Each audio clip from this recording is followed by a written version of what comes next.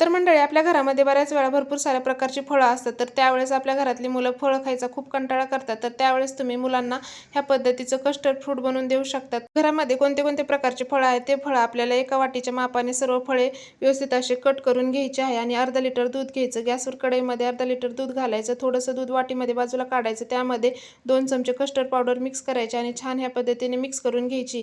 गॅसवरले दूध छान गरम झाले की त्यामध्ये वाटीमध्ये मिक्स केलेली कस्टर्ड पावडर आहे ती कढईमध्ये मिक्स करून घालायचे आणि त्यामध्ये पोहे खाण्याच्या चमच्याने 4 चमचे साखर घालायची. व्यवस्थित मिक्स करून घेतले की त्याची घट्ट अशी क्रीम बनून तयार होते. तर एका भांड्यामध्ये सर्व फळं मी इथे घालून घेतलेले आहेत. सर्व फळं घातल्याच्या नंतर त्यामध्ये तयार केलेली क्रीम आहे ती आपल्याला भांड्यामध्ये सर्व क्रीम घालून घ्यायची व ह्यामध्ये आपल्याला कोणत्याही प्रकारचं इसन व कोणताही फ्लेवर न घालता व्यवस्थित असे मिक्स करून घ्यायचे आहे. तर खाली त्रिकोण दिला आहे का, तिथे जा संपूर्ण व्हिडिओ पहा, म्हणजे तुम्हाला ही रेसिपी कशी बनवायची ती कळेल. चला तर मग पटकन आपल्या चॅनलला तेवढं सबस्क्राईब करून टाका आणि मुलांसाठी या पद्धतीचं फ्रूट कस्टर्ड नक्की बनवा.